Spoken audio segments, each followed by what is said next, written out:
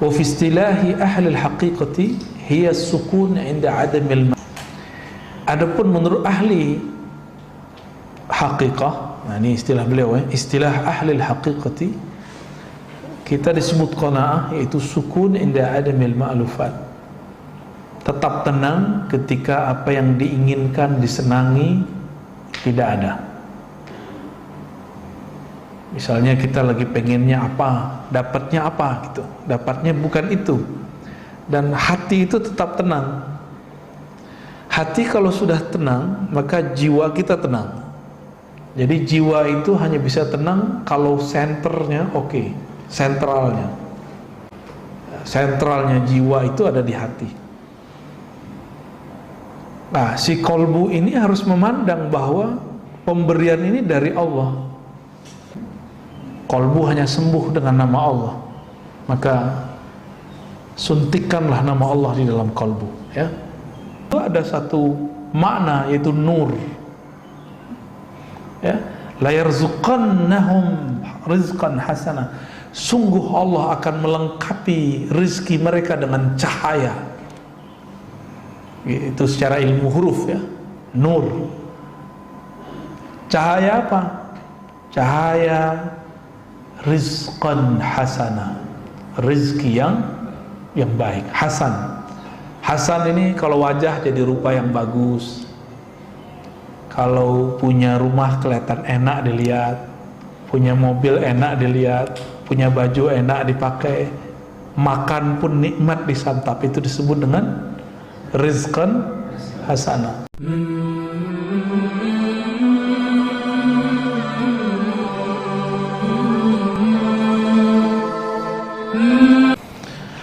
Assalamualaikum warahmatullahi wabarakatuh.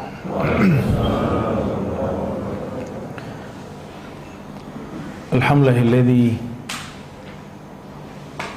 bi iradatihi azhaba an ahli baiti an-nabi sallallahu alaihi wasallam ar-rijza wa yutahhiruhum tathhira. Walhamdulillahilladzi ahya man 'amila 'amalan salihan min dhakarin aw untha hayatan thayyibatan fid dunya wal akhirah. Asyhadu an la ilaha illallah, asyhadu anna Muhammadan abduhu wa rasuluh. Allahumma salli wa sallim wa barik ala sayyidina Muhammad wa ala alihi wa li baitihi wa dzurriyyatihi ajma'in. Baik Bapak Ibu jemaah yang Allah, mohon maaf nih, sebulan atau 2 bulan? Udah 2 bulan ada yang nggak datang ya? Mohon maaf ya, karena hari Sabtu Minggu itu saya khidmat ke guru saya.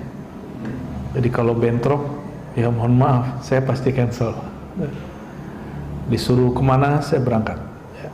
Jadi itu latihan juga untuk diri saya sendiri. Apakah ego dengan bimbingan masyayikh kita ya. Ini aja baru balik dari majelis ya. Majelisnya kan unik Pak, mulai jam 11, jam 12, selesainya jam 2, jam setengah 3 ya. Nyeleneh? Enggak. Ini menghidupkan tradisi di masa Rasulullah SAW, periode Makkiyah. Di periode Makkiyah, Rasulullah SAW, kalau orang kafir Quraisy tidur, beliau baru buka majlis di rumah Arqam ibn al-Abi, bahasa Arabnya dar, maka disebut Dar Arqam. Dan itu menginspirasi salah satu pergerakan di Malaysia dulu, namanya Darul Arqam. Saya nggak tahu sekarang gimana perkembangannya, tapi barangkali banyak perubahan ya. Di Indonesia ada Muhammadiyah, punya lembaga juga Arqam ya, benar nggak? Itu sama, itu pesantrennya Arqam ya, inspirasinya daripada Darul Arqam. Ini kita masuk ke bab yang 17, fil qanaah, bab mengenai qanaah. Qanaah dari kata qanaah. Apa arti qanaah?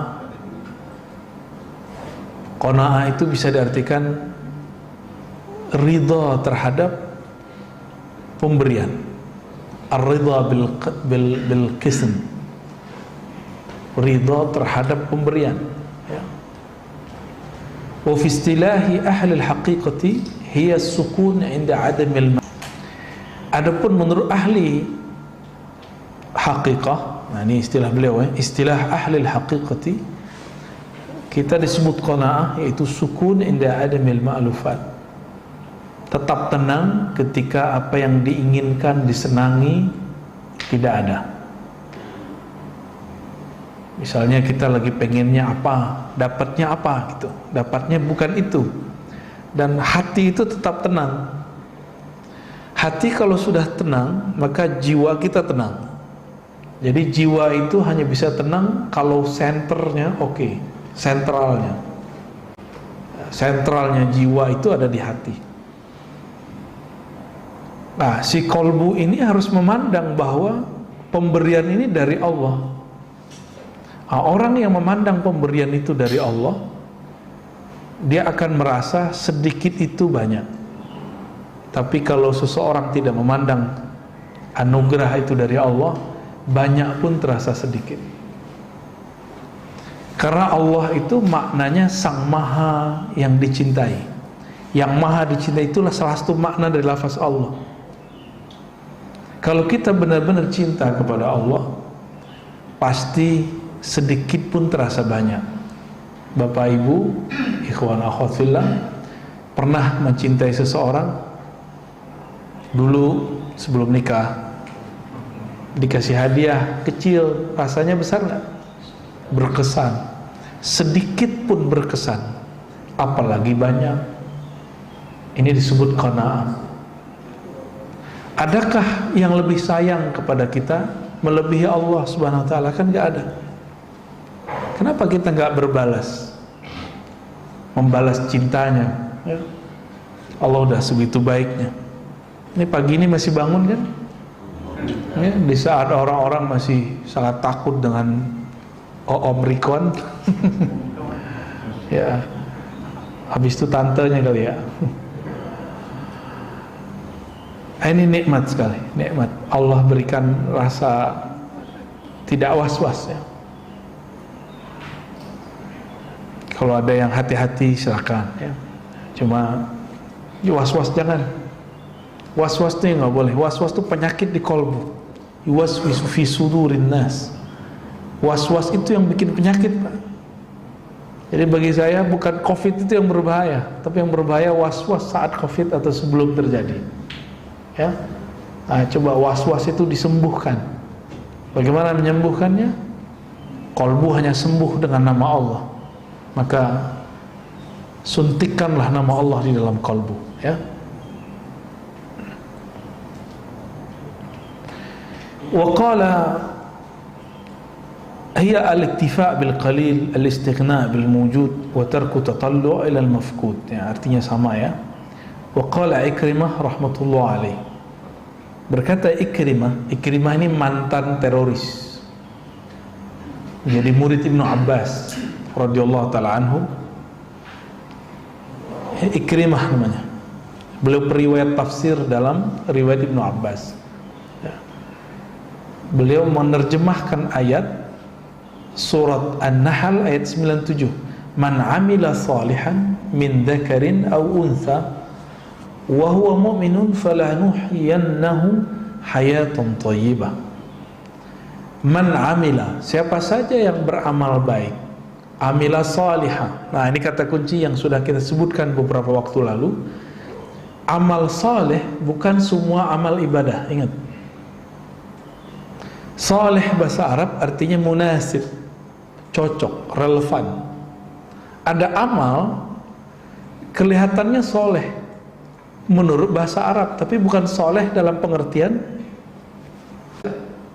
meeting atau ada tugas. Tapi hati pengen, bukan hati, diri pengen sholat duha. Mana yang didahulukan? Kerja atau duha? Yang mana?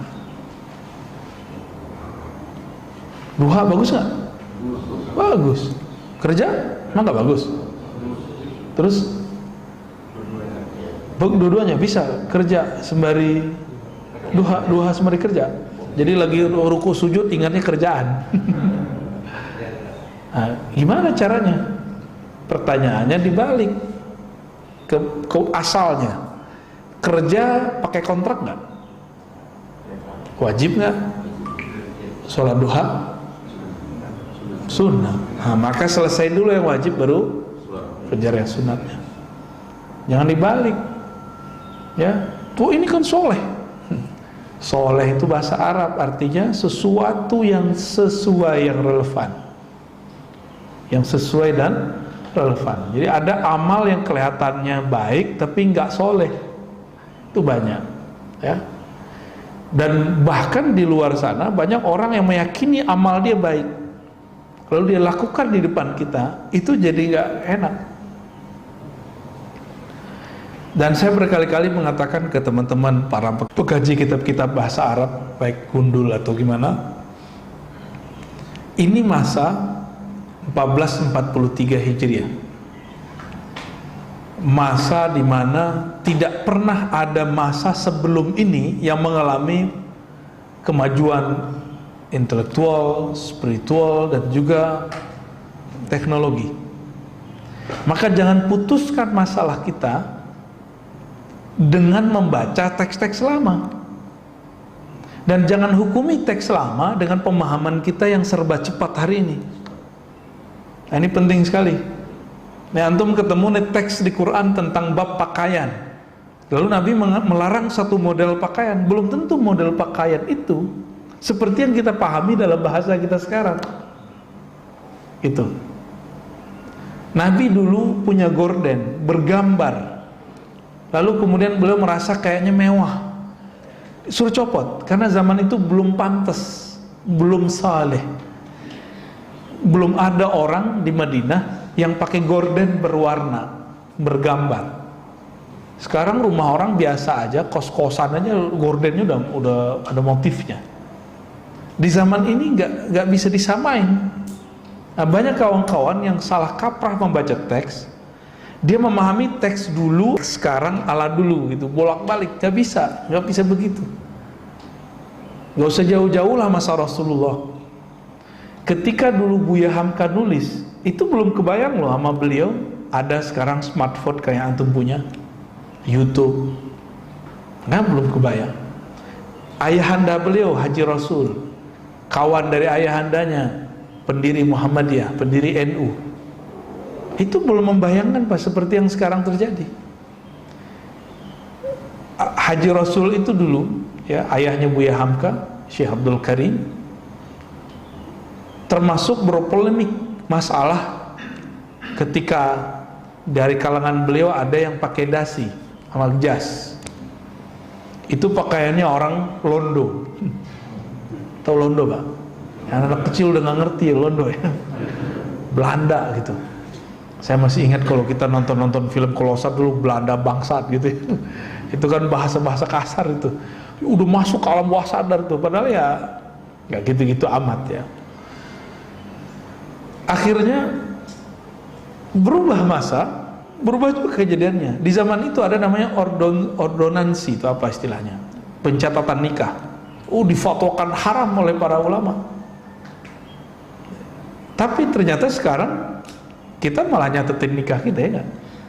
Jadi urusan mencatat ini dulu diharamkan, sekarang bersikeras itu orang-orang yang dulu sakal-sakal itu sekarang mengatakan boleh, bahkan wajib. Alasannya ini dan itu, ya. Banyak hal. Contoh lain, Nabi pakai sarung, Pak. Bapak pakai apa? Sarung. Benernya sarung nih. Ini mohon maaf, saya ngeliat ada orang ngamalin sunnah katanya, tapi yang dia pakai celana dalamnya orang Arab. Ngerti nggak celana dalamnya orang Arab? Ada yang hari ini begitu? Semoga nggak ada ya. Orang Arab pakai celana putih itu, nah, dia pasti jingkrang celananya, karena itu celana dalam, agak panjang. Itu bukan celana sholat.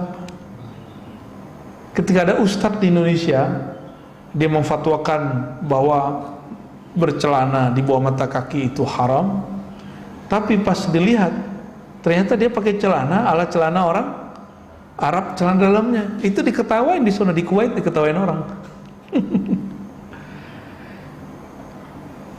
Seandainya pun dia pakai celana seperti di Indonesia, nggak ada masalah. Masih satu masa, udah beda tempat, budaya pakaian sudah berubah.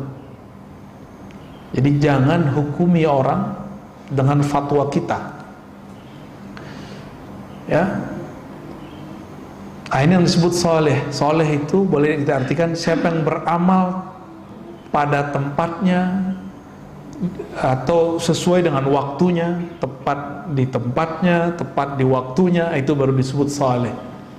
Jadi tidak semua orang yang beramal seperti orang baik itu soleh, ya. Min dzakarin aw untha, baik laki-laki ataupun perempuan. Nah, di sini ada kesetaraan gender. Yang Islami yang begini, Qurani. Kesetaraan gender yang Qurani itu adalah amal, bukan jenis kelamin. Jenis kelamin gimana mau nyamainnya? Bisa nyamain kelamin? Ya, kita minta libur aja seminggu ya, sholat. Pengen apa? Ya, emang enak haid?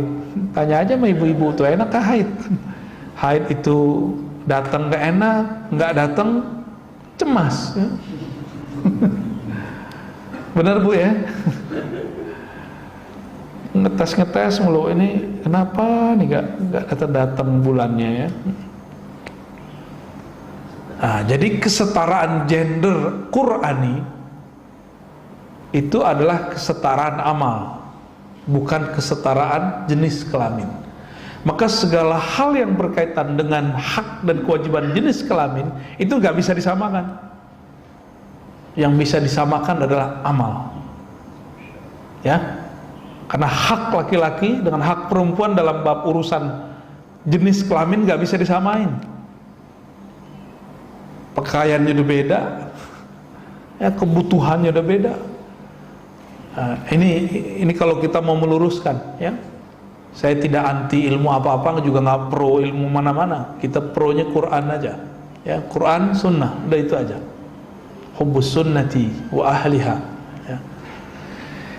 Wa huwa mu'min. Nah, ada satu syarat ketika kita beramal yang soleh, yaitu percaya kepada Allah Subhanahu wa ta'ala. Mukmin itu di kolbu, sedangkan amal itu pada badan. Berarti ada gabungan. Ini pembeda antara munafik dengan yang bukan munafik. Apa yang Allah berikan reward bagi orang ini? Falanuhyiyannahu hayatan thayyibah, dengan kehidupan yang thayyibah. Apa arti thayyibah? Baik. Kan bahasa Indonesia emang standar sekali ya, mohon maaf. Ini pakar bahasa Indonesia harus bisa membedakan ini. Ada halalan thayyiban, ya kan? Halal yang thayyib. Ini hayatan thayyibah, hidup yang thayyibah. Baldatun thayyibah, negeri yang thayyibah. Nah, gimana? Kalimatun thayyibah, kata-kata yang thayyibah. Itu beda-beda semua artinya.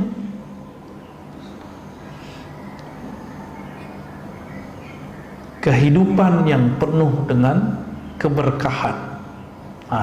Ikrimah mengartikan al-hayatu thayyibah al-qanaah, hidup yang penuh dengan rasa qanaah.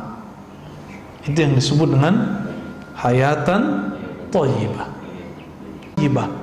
Karena dia merasa puas dengan apa yang diberikan Allah Subhanahu wa ta'ala, ya. Jadi apa yang membuat kita nggak bahagia? Karena kita nggak puas dengan apa yang Allah beri. Itu sederhana aja. Dulu sebelum nikah, sebelum punya anak, sebelum punya rumah, penghasilan 700.000 sudah cukup. Sekarang 7 juta kayaknya nggak cukup. Naik 17 juta nggak cukup. Coba kalau gaji saya 27 juta, udah nggak cukup juga. Nah, terus gimana dong? Ternyata gaya hidupnya, gaya hidup itu lawan daripada qanaah, gaya hidup yang berlebihan, ya. Jadi qanaah itu adalah obat daripada lifestyle yang berlebihan. Lihat nih, yang awal saya udah tepar semua Pak. Ya. As-salatu khairun minan naum. Ya apa, kasihan mereka ya. Udah khidmah. Ya. Wa fi qoulihi ta'ala la yarzuqannahumullahu rizqan hasana. Ya. Dalam surah Al-Hajj ayat 58, sungguh, ini sungguhnya 2 kali. La yarzuqanna, la sungguh, belakangnya dan nun, itu arti sungguh juga tuh. Sungguh gitu. Itu terjadi secara harfiah, tapi secara bahasa rohani, nun itu ada satu makna, yaitu nur. Ya, la yarzuqannahum rizqan hasana. Sungguh Allah akan melengkapi rizki mereka dengan cahaya. Itu secara ilmu huruf ya, nur. Cahaya apa? Cahaya rizqan hasana, rizki yang baik. Hasan ini kalau wajah jadi rupa yang bagus, kalau punya rumah kelihatan enak dilihat, punya mobil enak dilihat, punya baju enak dipakai, makan pun nikmat disantap, itu disebut dengan rizqan hasana. Di mana Pak? Udah enak belum makannya? Enak ya.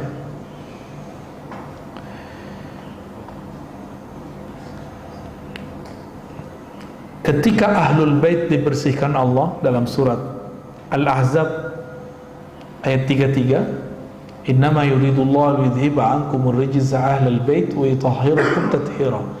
Allah hanyalah menginginkan bagi kamu untuk membersihkan kamu kotoran. Kotoran apa pada mereka? Al-bukhul wa tama. Al-bukhul, kebakhilan dan ketamaan. Lawan dari qanaah. Orang bakhil itu dia pelit kepada orang lain.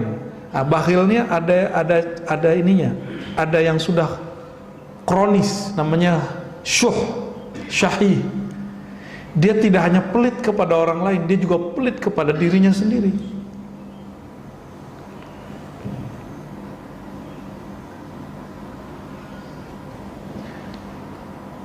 Wa tahhirakum tathira. Ya, ayat 33-nya di ujungnya, lalu Allah membersihkan kalian, tathira wa ahlul bait, yaitu dengan sakhawa wal qanaah. Lawan dari bukhul tadi apa? Bukhul wal wat tama. Lawan dari tama itu qanaah. Lawan dari bukhlun kebakhilan itu sakhawa, dermawan, sakhi, orang yang suka berbagi. Berbagi itu tidak hanya bab harta ya, tapi juga ilmu termasuk.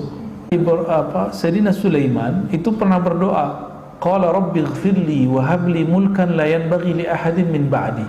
Ay arada bil mulki kamal al hali fil qanaah. Sayyidina Sulaiman itu doa, ya Allah ampuni aku. Minta ampun dulu beliau. Ini adab berdoa. Wa habli mulkan, berilah aku anugerah mulkan. Apa arti mulkan? Kekuasaan kerajaan, menguasai jin. Salah satu kekuasaan Nabi Sulaiman adalah menguasai jin. Jadi Nabi Sulaiman itu punya cincinnya membuat takhluk, bukan sebenarnya cincinnya, tapi orang yang megang cincinnya itu. Tapi jin-jin yang sesat mengira cincin Nabi Sulaiman lah yang membuat ia sakti. Sebenarnya Nabi Sulaiman itu sendiri. La yanbaghi li ahadin min ba'di, yang mana tidak akan layak bagi seorang pun selainku untuk mendapatkan itu. Nah, ungkapan Nabi Sulaiman itu menunjukkan bahwa beliau ini qanaah. Maka Allah berikan akses yang luar biasa. Ada satu ayat di surat Al-Infitar ya, kita udah sering dengar nih imam baca, innal abrara lafi na'im. Sesungguhnya abrar, orang-orang yang berbuat baik, sungguh lafi di dalam na'im, nikmat yang banyak. Nikmat apa itu? Al-qanaah fid dunya, qanaah dalam kehidupan dunia. Wa innal fujjara lafi jahim. Orang-orang yang berbuat keji di dunia fi jahim, dalam jahim. Jahim itu nama lain dari neraka atau siksa. Mereka tersiksa gitu. Maka cobalah lihat orang-orang hari ini yang lifestyle-nya tinggi, ya tiap bulan mau ganti HP kan repot Pak. Apalagi zaman pandemi. Ya, jerit orang-orang. Ya, riwayat Imam Tabarani dan Qudai dikatakan al-qana'atu kanzun la yafna. Qana'ah itu adalah perbendaharaan yang tidak pernah habis. Jadi orang kalau qana'ah itu sama kayak dia punya kekayaan nggak pernah habis. Tapi kalau bapak ini punya duit banyak, itu bisa habis. Ya, ada satu negeri di Jawa kemarin ya, yang habis jual-jualin tanah. Masih ingat? Oh, pada beli mobil. Namanya duit kan habis Pak. Sekarang ya kasihan juga sih kita. Demo minta kerja. Ya. Ini pelajaran buat kita, biar kita nggak usah nyinggung mereka, tapi kita dapat pelajaran dari mereka bahwa harta meskipun miliaran banyak nggak akan bertahan. Ya, yang membuat bertahan itu al-qanaah. Ini pesan buat diri kita dan apalagi keluarga di rumah. Istri itu penting sekali ini mempelajari bab qanaah. Ini bukan alasan kita untuk tidak menafkahi. Ya, justru laki-laki itu kebahagiaannya bisa memberi nafkah. Laki-laki yang tidak normal, tidak sempurna, dia nggak memberi nafkah. Ya, jadi jangan ada yang seneng tuh, wah enak ya lo sama orang kaya gitu. Terus maksud dia apa nanya begitu? Maksudnya apa? Biar kita nggak memberi nafkah. Itu cowok laki-laki nggak jantan itu yang nanya. Ya. Laki-laki yang jantan itu, yang gentle itu ya bertanggung jawab. Bertanggung jawab. Jangan enak-enakan ngomong begitu ya. Itu cowok matre namanya ya.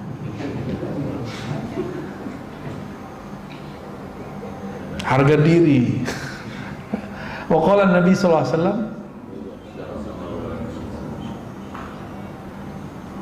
radiya yarda irda bima qasamallahu laka takun aghnan nas. Nah, ini ada sebuah riwayat juga. Ini ada di riwayat Imam Tirmizi, semakna dengannya. Ridholah terhadap yang Allah berikan bagimu, engkau akan merasa menjadi orang yang paling berkecukupan di antara manusia. Ya. Bahasa Arabnya aghna, kaya. Jadi kaya dalam bab kerohanian itu bukan banyak kepunyaan. Kaya itu merasa cukup dengan pemberian Allah Ta'ala. Namanya dunia, apa aja nggak ada puasnya, benar nggak? Nggak ada puasnya Pak. Emang begitulah dunia, ya. Wafiz Zabur, nah, dalam kitab Zabur yang ditulis dalam bahasa Arab, jadi Zabur lama ini, ya, Mazmur kalau orang sekarang nyebutnya. Al-qani' ghaniyun wa in kana jayan. Orang yang qanaah itu kaya meskipun dia sedang lapar. Disebut dia kaya, ya. Kalau dibalik gimana? Orang yang tidak qanaah itu miskin meskipun dia kenyang. Ya. Dia miskin meskipun dia punya rumah, punya kendaraan yang bagus, dia ngerasa nggak cukup. Kayaknya rumah ada aja yang kurang. Udah punya kendaraan kayaknya kurang aja. Ya. Maka enaknya hidup itu ya qanaah. Nah, qanaah itu merasa cukup dan pasti Allah cukupkan. Ya, mau kan dicukupkan ketika kita butuh, kita memerlukan apa dicukupkan, ya. Mau kan? Iya. Pas-pas, bukan pas-pas, Bapak dikasih itu cukup namanya itu. Syuruk ya. Ya, ditahan aja syuruknya Pak ya. Ngaji lebih afdal daripada sholat 2 rakaat. Ya, nggak percaya Bapak meninggal. Ada orang yang tidak faham gurunya masih mengajarkan 1, 2, 3 bab ilmu. Dia baru dapat hadis kemarin. Hadisnya nggak tahu dia kalau kualitasnya tidak sampai derajat sahih. Bahwa kalau terbit matahari, maka sholat 2 rakaat sama dengan pahala haji umroh. Itu kan pahala. Lebih tinggi pahala atau ilmu? Ilmu. Lolos nih ya. Kayaknya ada yang mau sholat kayaknya nih. Gak apa-apa, saya gak ngelarang juga antum mau sholat. Cuma aneh mau tanya, pilih emas atau batu? Ya.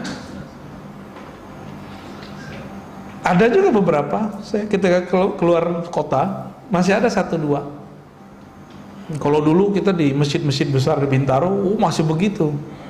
Coba, kalau semuanya berpikir begitu, kita ngomong sendiri, Pak. Ya, dia nggak paham bahwa ada 1 bab di dalam hadis. Ibnu Majah meriwayatkan bahwa engkau belajar 1 baban minal ilmi itu afdal min 1000 rakaatin, lebih afdal daripada 1000 rakaat. Kenapa? Kalau ente sholat sendiri, belum tentu khusyuk. Itu sifat Allah. Orang yang belajar 1 ilmu, dia sedang bersama Allah Subhanahu wa ta'ala. Bersama yang ente sembah lagi sholat itu. Ya, kita 2 jam mengaji ilmu, 1 jam. Itu udah berapa lama kita bersama Allah itu. Di alam sana hitungannya banyak. Gitu. Dengerin 5 menit aja 1 hadis, dahsyat. Lebih afdal daripada 50 jam kita sholat. Nah, jadi ibadah itu jangan pakai nafsu. Ibadah itu pakai ilmu. Imam Ahmad kalau cerita ke putrinya, Tara akan datang guru saya kalau tahajud itu sepenuh malam, sepanjang malam. Kalau baca Quran sebanyak-banyaknya khatam. Kalau zikir nggak berhenti-berhenti. Ngineplah Imam Syafi'i di rumah Imam Ahmad, diintip terus oleh putrinya. Kok malah tidur-tiduran, tidur miring lagi begini. Tapi karena lampu dimatiin, jadi Imam Syafi'i itu kalau ingin tafakur beliau matikan lampu. Kalau koneksinya sudah oke, beliau hidupkan, nanti nulis. Begitu terus. Besok pagi laporlah putrinya kepada ayahandanya, wahai ayahanda, katamu gurumu itu ahli sholat malam, sepanjang malam sholat. Aku intip malam tadi dia tidak pernah sholat kecuali cuma sholat witir. Sebutin semua, dilaporin semua. Lalu dipanggillah anaknya, sini nak. Nanti kalau kita sarapan, kita tanya guru kita, Imam Syafi'i, ngapain dia malam tadi? Nyampelah jam sarapan. Orang Arab tuh jam sarapannya 9 tuh jam 10. Ketika makan sarapan, sebelumnya Imam Ahmad ngomong, guruku itu kalau makan dikit. Tapi ketika sarapan di rumah Imam Ahmad, nambah sampai 2-3 kali. Kira-kira begitu kalau diterjemahin orang Indonesia ya. Bengong itu anaknya, matanya tuh tebah gak jelas. Ini yang benar ini ya. Ini ulama apa sih ini makan kok banyak. Muhammad bin Idris ya. Putriku malam tadi selalu memata-mataimu, dan juga waktu sarapan ini dia heran melihat engkau makan. Apa gerangan yang ada padamu? Mohon terangkan kepada putriku. Karena orang awam itu punya teori tentang guru itu ala dia, nggak cocok ditinggalin. Itu murid kurang ajar benar itu. Ya. Guru kok ala dia, bukan ala guru. Kalau Imam Syafi'i mengatakan, malam tadi aku murojaah 1 ayat, 1 surat. Sampailah di 1 ayat, aku berhenti dan mengulangnya 70 kali. Setiap mengulangnya ada 1 masalah baru yang aku temukan jawabannya. Imam Syafi'i 1 ayat diulang 70 kali, dalam semalam dapat 70 masalah baru. Ilmu. Syafi'i. Orang sholat 70 rakaat belum tentu dapat ilmu seperti Imam Syafi'i. Gimana? Anda mau protes? Ketika sarapan ditanya, kok makannya banyak? Katanya zuhud, katanya qanaah. Kata beliau apa? Yang paling aku tahu di Baghdad, rumah Imam Ahmad itu makanannya paling halal dan paling thayyib. Putrinya masak dengan bismillah. Kepala rumah tangganya mencari dengan halal. Maka aku tidak mau menyisakan diriku untuk mengambil berkah dari rumah penuh berkah. Wah, kayaknya di modus makan banyak nih. Jadi Imam Ahmad dulu antum. Jadi kita kalau di rumah orang soleh, banyak-banyak makan, Pak. Ya. Soleh beneran loh ya, bukan soleha. Kalau dihidangkan, ya. Apalagi kita tahu yang masak nih dengan nama Allah, makan yang serius. Karena memakan makanan keberkahan itu sama dengan Bapak puasa sabar. Kita puasa dan sabar, makan itu syukur itu sama. Pilih mana? Kayaknya pilih makan ya. Sama kita berarti. Nah, ini yang disebut saleh. Kalau di rumah orang yang halal makanannya, jangan makan sedikit, itu saleh.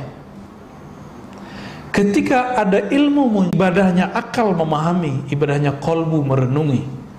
Nah, Imam Syafi'i ibadahnya malam tadi apa?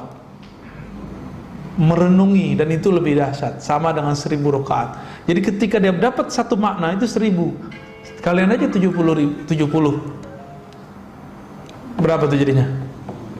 70. Jadi sama beliau dengan sholat 70.000 rakaat malam itu. Ketika Imam Syafi'i pindah ke Makkah, ke Madinah, ke Mesir ya. Ini bukan hijrah yang pertengahan, ini hijrah yang terakhir. Berarti ke Mesir. Setelah 4 tahun beliau tinggal di Mekah, di Mesir ya. Apa yang terjadi? Beliau sudah mau sekarat. Tiba-tiba putrinya nangis. Mau ditinggal ayahandanya. Takut ditinggal ayahnya. Siapa yang jamin hidupnya di masa depan? Apa tanggapan Imam Syafi'i? Ya, wahai putriku, ini rumah aku sudah khatamkan 4000 kali Quran. Beliau baru tinggal di sana 4 tahun. Berarti setahun Bapak hitung aja sendiri, Pak, saya nggak ngerti gimana cara khatamnya itu. Itu matematika Imam Syafi'i itu. Karena beliau mengikuti mazhabnya Sayyidina Utsman, sehari bisa khatam 8 kali. Sayyidina Utsman sehari 8 kali. Saya belum bisa ngejar itu. Tapi saya punya santri, sudah ada yang bisa 10 kali sehari. Tapi nggak tahu cara dia baca. Cara bacanya itu bagi dia sudah 2 ayat. Bagi kita belum ya. Baik, Imam Syafi'i mengatakan apa tadi? Apa yang engkau khawatirkan? Ini rumah sudah diberkahi khataman 4000 kali khatam. Nah, ini kata-kata Imam Syafi'i. Itulah sekarang yang jadi kota Kairo itu ya. Tempat beliau dulu baca Quran. Barangkali ya itulah yang jadi Al-Azhar sekarang itu. Tempatnya beliau dulu tinggal itu. Man kanat qana'atuhu saminah tabat lahu kullu marqah. Orang kalau qana'ah, makanan gak enak jadi enak. Maka Rasulullah itu gak pernah menghujat makanan. Nah, ini yang harus kita ajarkan ke anak-anak kita ya. Kalau kita nyantri sih dulu biasa, Pak ya. Tapi anak-anak sekarang nyantri ngeluh terus. Padahal nyantri sekarang udah jauh lebih enak daripada nyantri zaman dulu ya. Anak saya masukin ke pesantren, nggak bisa makan dia. Oh ya, ada yang lebih lucu nih. Ini dia pertama masuk pesantren muntah. Gaya beneran. Iya ya. Al-izzu fit ta'ah. Jadi Allah memberikan 5 pasangan ya, ada 5 pasang amalan. Al-izzu fit ta'ah. Izzah, semangat itu ada dalam taat, semangat kemuliaan. Wadzillu fil ma'siyah, kehinaan itu ada dalam maksiat. Wal haibatu fi qiyamil lail, orang yang karismatik itu adalah orang-orang yang membangunkan, yang qiyamul lail, baik dengan ilmu atau dengan amal.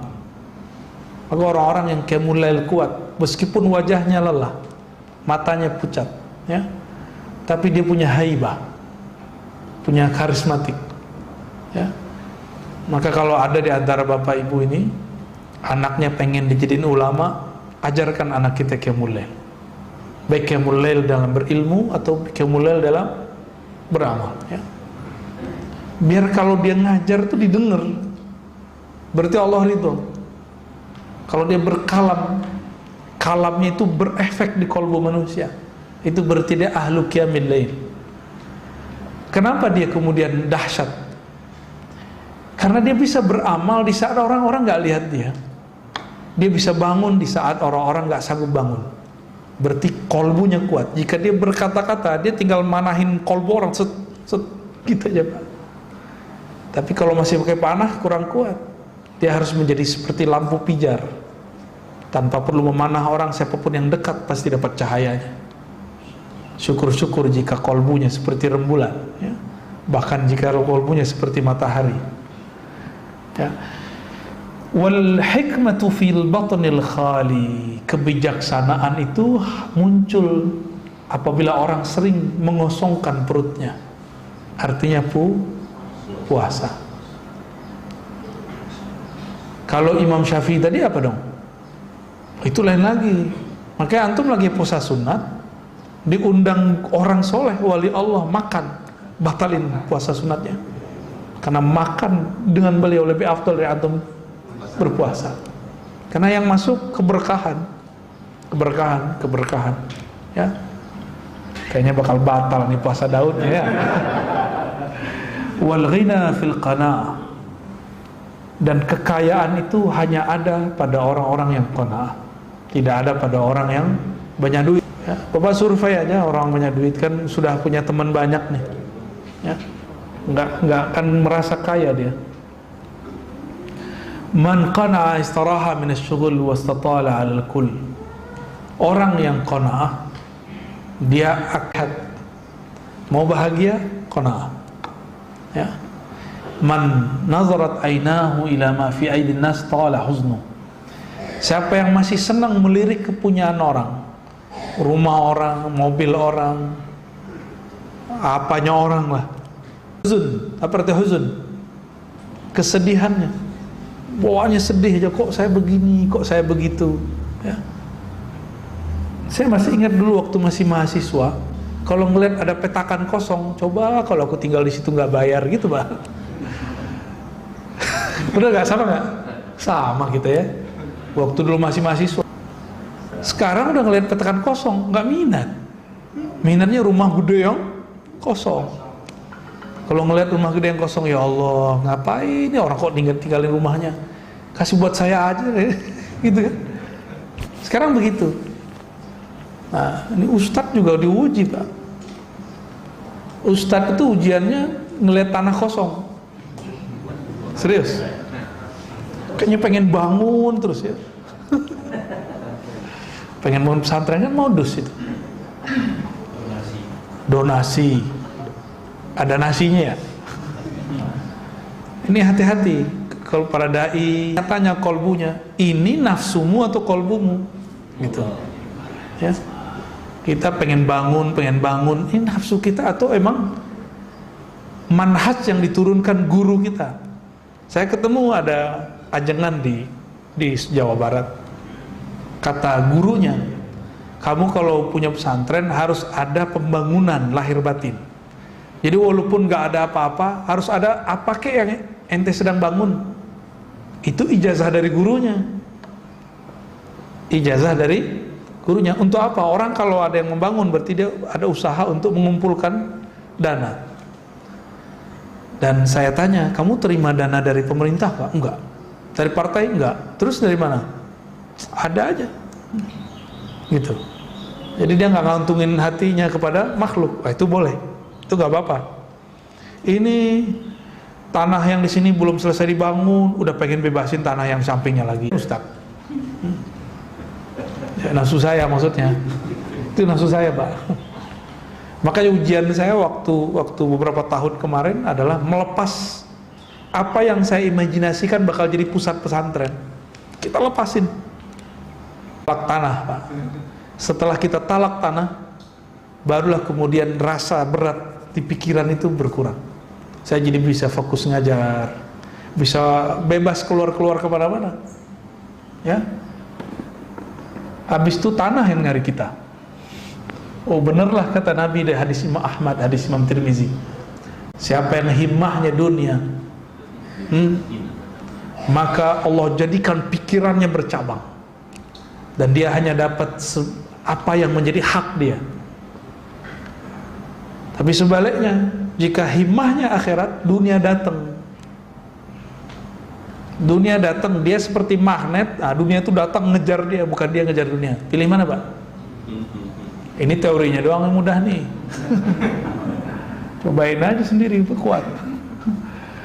Madamal iqab fi matarihi fala tusammu ilaihi himmatus shayad. Ini enggak perlu ya. Nah, maka jamaah yang dimuliakan Allah, qanaah itu sederhana, terima apa adanya, ridho dengan yang diberikan oleh Sang Maha Kekasih. Mulailah qanaah dalam hidup, mulai di rumah nggak menghujat makanan istri, ya. Itu latihannya seperti itu. Praktekkan itu ke anak-anak kita, semoga anak-anak kita ikut qanaah. Amin ya rabbal alamin. Maka keluarga itu akan jadi keluarga yang mubarak, keluarga yang penuh keberkahan dari Allah Subhanahu wa taala, ya. Wallahu alam bishawab. Gimana, Pak? Saya ada pertanyaan online. Ya. Dari Sorong, Papua Barat. Masya Allah. Udah jam berapa tuh? 2 jam dari kita. Assalamualaikum Buya Abrasi. Waalaikumsalam. Apakah qanaah bisa datang dengan sendirinya atau bagaimana cara mendapatkannya? Jazakumullah. Qanaah itu ilmu. Ilmu yang dipelajari. Ilmu ini sifat, akan menjadi sifat, karakter di badan. Jika kita ingin sabar, bergaullah dengan orang sabar. Lihat cara dia menghadapi sesuatu gitu. Maka berkatalah para imam kita, man la yara muflihan la yuflih. Orang yang tidak pernah melihat orang sukses tidak akan pernah tahu cara sukses. Orang yang tidak pernah melihat orang qanaah, maka bergaullah dengan orang-orang yang qanaah. Kadang-kadang yang qanaah itu belum tentu ustaz, ya. Ada ustaz nggak qanaah banyak, Pak. Masalah honor. Serius. Ya, saya dapat kabar di satu wilayah di Kalimantan, jamaah di situ minta jam subuh yang tidak ada dalam schedule. Satu titik dia takar segitu ya. Kalau enggak saya nggak mau. Sampai begitu. Qanaah nggak tuh? Kalau yang dia dai itu tahu tugasnya kan menyeru orang kepada Allah, ya. Maka dia nggak hitung-hitungan lah masalah itu. Allah itu kalau ngasih itu misterius, Pak. Di sini dikit, di sana banyak, gitu. Kalau di situ banyak, pasti di sini dikit. Jangan pengen banyak. Bener nggak? Malam aja ada siang, siang aja ada malam, gitu. Mataharinya terbit dan terbenam. Masa rezeki kita maunya terbit terus, nggak mau terbenam? Ya, nggak usah khawatir juga, terbenam kan nggak lama juga, ntar juga terbit lagi. Begitu terus, biasa aja, ya. Jadi saya kalau nggak datang ke sini bukan masalah honor ya, masalah harun ya. Antum jangan suzon tadi. Itu karena tugas guru tadi. Nggak ada harusan, saya nggak ada pikiran dengan masalah itu. Bahkan saya nggak tahu menau itu. Jarang. Kecuali bensinnya habis tengah jalan, dompet ketinggalan, baru buka amplop, baru ketahuan kasih ke segitu. Al-Ihsan Cinere ngasihnya segitu. Baru ketahuan kadang ya. Jadi caranya berguru kepada orang yang qanaah. Berguru kepada orang qanaah. Maka kami itu dulu dilatih oleh guru-guru. Gak boleh makan daging, gak boleh makan ayam, gak boleh makan yang bernyawa lah. Belajar qanaah. Jadi kita kalau lihat terong, imajinasi nikmat juga jadinya ya. Ntar lihat ada tempe, saya ganti. Ini adalah roti. Kita ganti aja switch. Lagi pengen saya kan suka makan ikan-ikannya kecil-kecil itu loh. Teri, tapi teri yang enak ya, bukan yang asin-asin. Dulu waktu kecil. Lagi nggak dapet, udah buncis. Jadi kalau makan buncis imajinasinya teri. Syukur aja, dan itu nikmat. Ini modal saya hidup sampai hari ini. Rasa berkecukupan itu ada di situ. Ya, alhamdulillah rabbil alamin. Semoga guru-guru kita diberkahi oleh Allah SWT. Berguru Pak ya, yang disorong berguru kepada mereka. Maka jangan ngendon aja di rumah, sesekali safar, sekali rihlah, sesekali ikut khurud sama tabligh. Ya, biar tahu rasanya. Sekali khalwat dengan para sufi. Ya, lihat akhlak dia yang ngomong sesat itu. Berakhlak dia. Agama ini agama akhlak, bukan agama ngomong hukum. Hukum itu nomor sekian. Nabi yang Nabi utamakan akhlak. Hukum ngencingin masjid apa? Bahasa kasar tuh. Haram nggak? Tapi ganggu orang lagi kencing di masjid nggak boleh juga. Sahabat Nabi udah bawa pentungan memukul orang Badui yang kencing di masjid. Apa kata Nabi? Biarin. Tuh akhlak Nabi. Masjidnya dikotorin. Orang, ya Allah, buang air kecil di situ. Itu selangnya kemana-mana antara. Nabi pakai akhlak, dan itu hujah terkuat. Jadi akhlak itu hujah terbaik. Hujah terbaik bukan antum menyebutkan hadis riwayat Bukhari nomor sekian, enggak. Itu bisa dikalahkan. Ya. Surah Al-Baqarah ayat sekian, itu bisa dijelaskan. Itu kan penafsiran kamu, belum tentu penafsiran aslinya begitu. Bisa begitu Pak. Tapi kalau pakai akhlak, siapa yang bisa tolak? Ya, Al-Quran turunnya ke kolbu. Akhlak dasarnya kolbu. Berarti yang benar-benar punya hujah Quran siapa? Orang yang berakhlak, karena dia bekerja dengan kolbu. Jadi ini agama kita. Mari berdakwah dengan akhlak ya. Saya pun lagi merubah cara dakwah saya ini Pak. Proses terus penyempurnaan. Jika di masa-masa lalu saya suka frontal, ya itu maklumlah darah muda ya kan? Sekarang pun lagi mencoba memperbaiki. Maka saya paling, ketika ada yang sesuatu orang tersinggung, ya saya minta maaf ya. Tapi nggak semua juga kita harus minta maaf ya. Memang kamu siapa harus dimintai maaf semua ya kan. Hal yang pantas kita mintain, kita minta maaf. Yang bikin fitnah, yang bikin kacau, kalau saya jadi asbab orang bertengkar, maka saya minta maaf.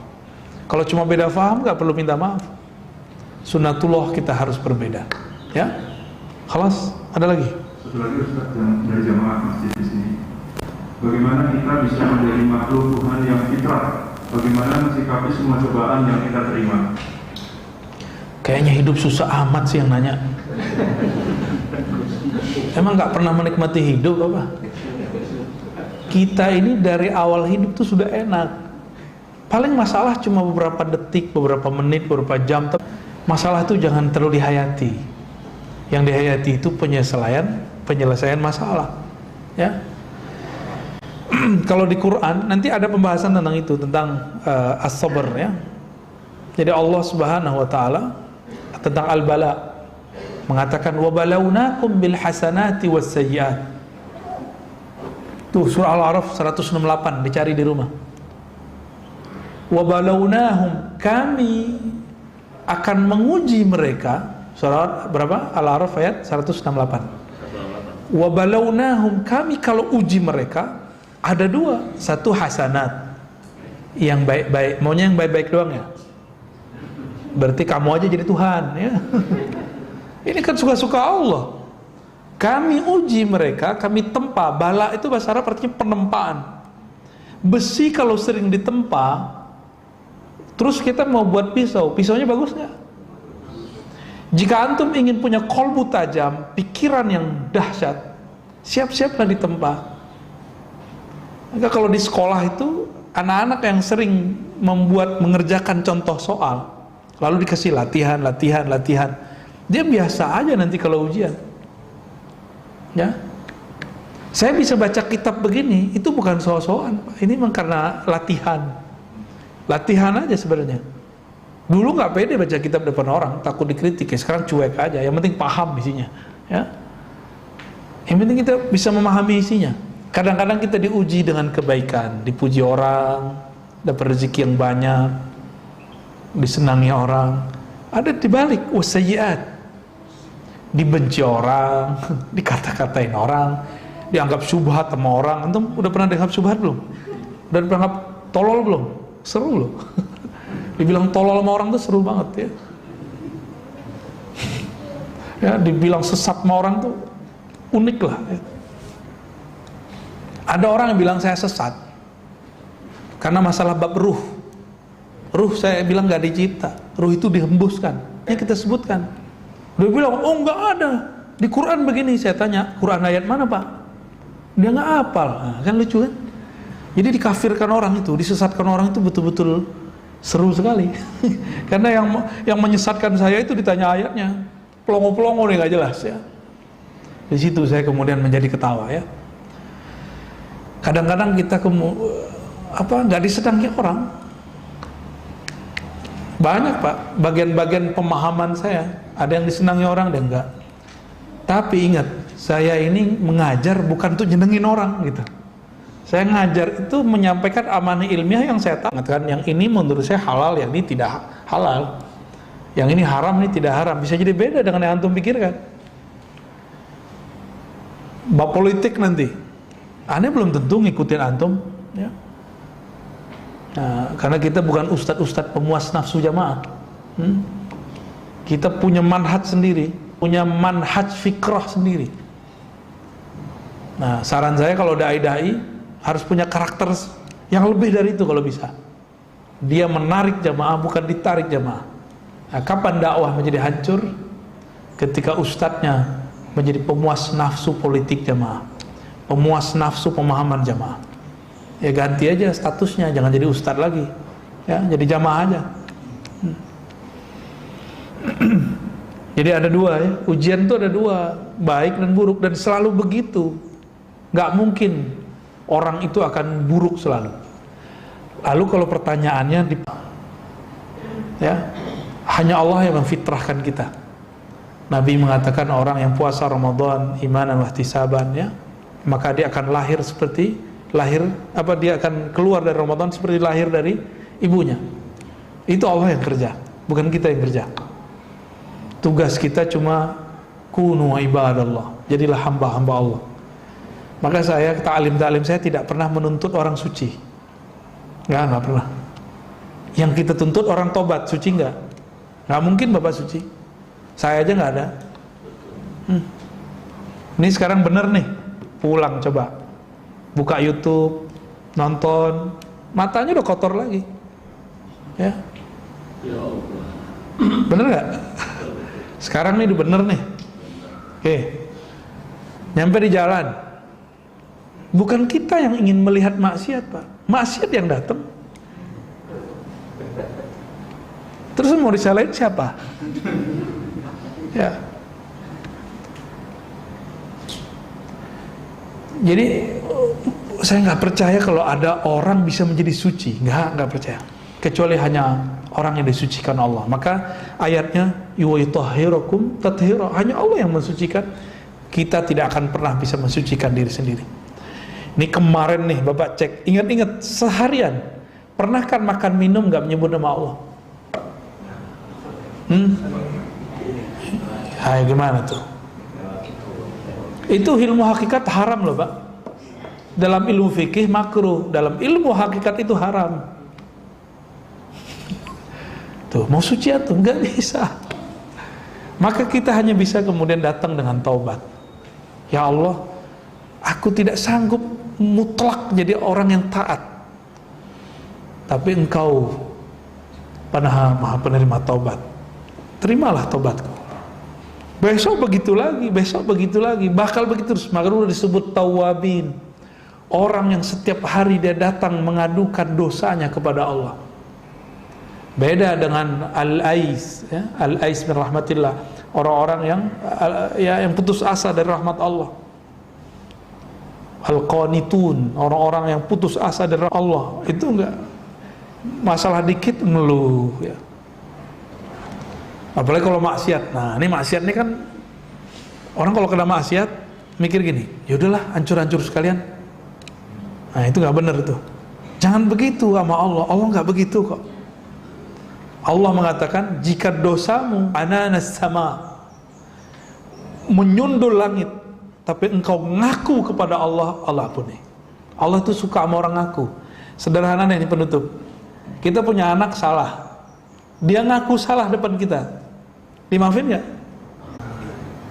Bapak suka kamu ngaku. Kita nggak ngomong gitu, Pak.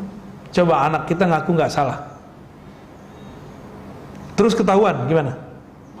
Ya, jika kita suka orang yang ngaku, itu sebenarnya sifat Allah yang Allah titipkan di kolbu ini biar kita faham. Kalau engkau datang kepada Allah, datanglah dalam penuh pengakuan dan penyesalan. Dan Allah itu lebih sempurna dari kita. Orang tua, ibu udah kesel sama anak, udah disuruh, kamu pulang, keluar, jangan balik-balik. Nggak balik, dicari nggak? Allah cari rahmatnya, disebar, cari orang ini. Begitu Allah baik, ya. Jadi nggak usah khawatir lah. Mau ustadz, mau kiai, mau orang biasa, orang alim, nggak orang alim, dosanya, kesempatan maksiatnya sama, ya. Maka beruntunglah orang yang mengaku salah dan tidak suci. Itulah orang-orang yang Allah cintai. Innallaha yuhibbut tawwabin. Sesungguhnya Allah cinta kepada orang-orang yang menyesali maksiatnya, taubat kepada Rabbnya.